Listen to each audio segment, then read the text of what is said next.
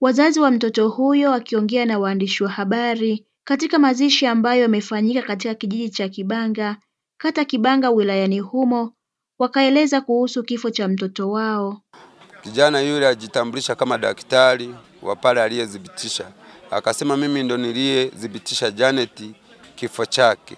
Kifo chake sio kile mnachokizania kwamba ni malaria.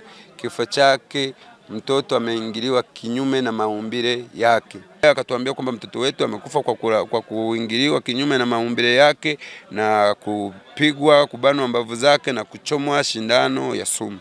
Mkuu wa shule kupata taarifa alivyoenda Rubia kutoa mkono wa pole, wakamwambia akawauliza kwamba mazishi ni lini, wakasema kwamba wakamwambia sisi tulikuwa tumeshatoka kwamba wamesubiria polisi.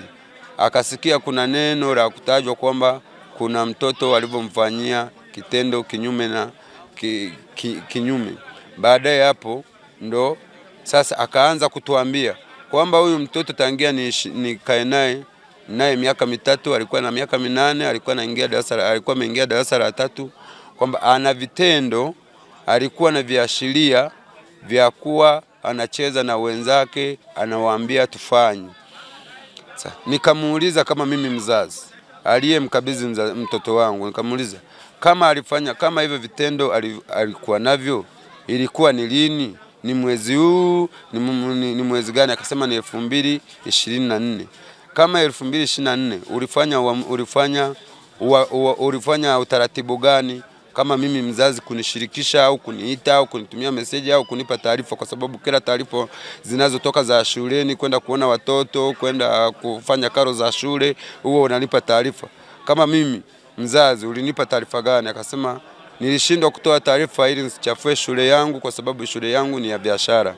Nikamuuliza sasa, kwa hiyo hapa biashara imeendelea au ndo mtoto wangu ameharibika kwa sababu ya kushindwa kukemea vitu mapema? Baada ya kutaja hilo kwamba ana kijana ni mpenzi wake, mwalimu wa shule, nikamuuliza kama alitaja huyo kijana ni mpenzi wake, anaishi mazingira gani? Wakajua kijana ni wa sehemu nyingine, anasoma darasa la 4.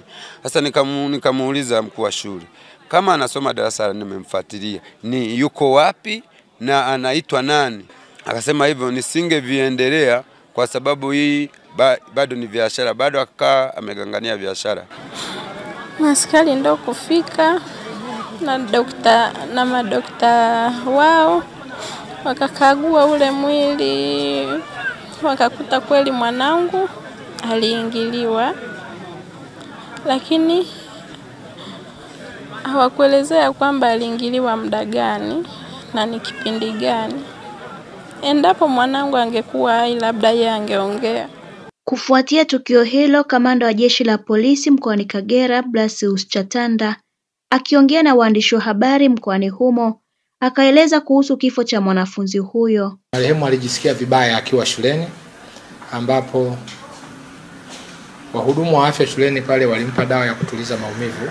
Alihamishiwa katika hospitali ya Rubia iliyoko wilaya ya Mleba, na matokeo yakaonyesha kwamba kwenye damu kulikuwa na kiasi kikubwa cha bakteria, na hivyo akaanzishiwa matibabu. Wakati akiendelea na matibabu, mtoto huyo alifariki dunia hospitalini hapo. Wakati akipata matibabu pale hospitali, wakati wakihangaika wapi wamwekee mirija, mipira kwa ajili ya kuwezesha maji yaliyopo kwenye drip kuingia mwilini, kwenye uchunguzi daktari aligundua kama mtoto huyu alikuwa na viashiria, dalili za kuingiliwa kwenye sehemu zake za siri, especially kwenye njia ya haja ndogo. Hivyo baada ya kufariki akashauri ingekuwa jambo jema pamoja na mambo mengine kama mwili ule ungefanyiwa uchunguzi. Walikwenda moja kwa moja mpaka hospitali ya Rubia na kufanya uchunguzi mwili ule upya. Katika uchunguzi ule bado ikaonekana kwamba kilichomuua marehemu ilikuwa ni kupungukiwa kwa damu mwilini, lakini pia ni pamoja na maji, lakini kwenye utumbo pia kulionyesha kwamba kulikuwa wazi, hakukuwa na mabaki ya chakula. Hali ilionyesha kwamba ni muda mrefu alikuwa hajapata chochote.